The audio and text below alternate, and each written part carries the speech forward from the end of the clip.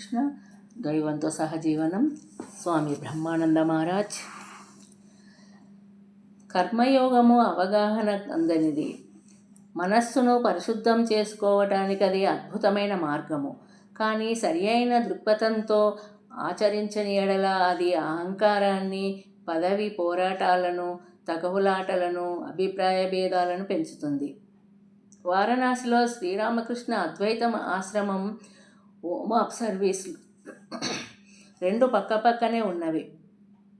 ఈ రెండు కేంద్రాలకు చెందిన అశిక్షితులైన స్వాములు కొందరు పోటీ బృందాలుగా ఏర్పడి తమలో తాము తగాదలాడుకోసాగారు.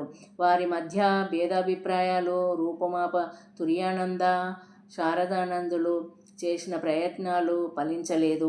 అప్పుడు బ్రహ్మానంద స్వామి భువనేశ్వర్లో ఉన్నారు.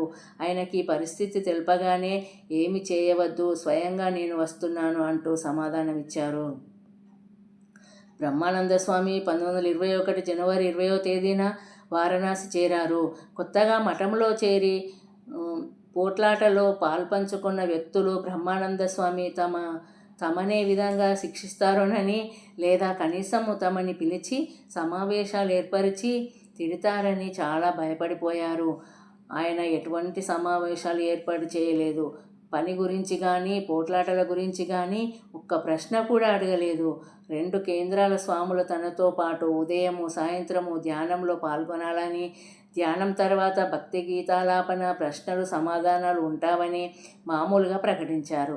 ఆ విధంగా కొద్ది రోజులు గడిచాయి. స్వామీజీ జయంతి రోజున ఆయన ఆశ్రమానికి చెందిన 40 మందికి బ్రహ్మచర్య సన్యాస దీక్షలను ఇచ్చారు. వారి మధ్యనున్న భేదాభిప్రాయాలను, తగవులను మర్చిపోయేటంత ఉన్నత స్థితిలో వారు మనసులను ఆయన ఉంచారు. వారిలో ఒక బృందం నాయకుడు ఎంతగా స్ఫూర్తి, ఉత్తేజం పొందారంటే ఆయన తీవ్ర తపస్సాధనల కోసము హిమాలయ పర్వతాలకు వెళ్ళిపోయాడు. 2 కేంద్రాలలోనూ శాంతి నెలకొన్నది. పోరాడకుండానే యుద్ధం గెలిచిన బ్రహ్మానంద స్వామిని శారదానంద స్వామి ఈ విధంగా అభినందించారు. మీరు సన్యాసిగా కంటే రాజుగా అవటం సరిగ్గా ఉంటుంది. నేను తుర్యానంద ఎంత కష్టపడినా ఈ సమస్యకు పరిష్కారమే కనుక్కోలేకపోయాము. అటువంటి క్లిష్ట సమస్యను మీరెంత సులభంగా పరిష్కరించారు. బ్రహ్మానంద స్వామి శిష్యులలో ఒకరు వారి స్మృతులు ఈ విధంగా వ్రాశారు. జై శ్రీరామకృష్ణ.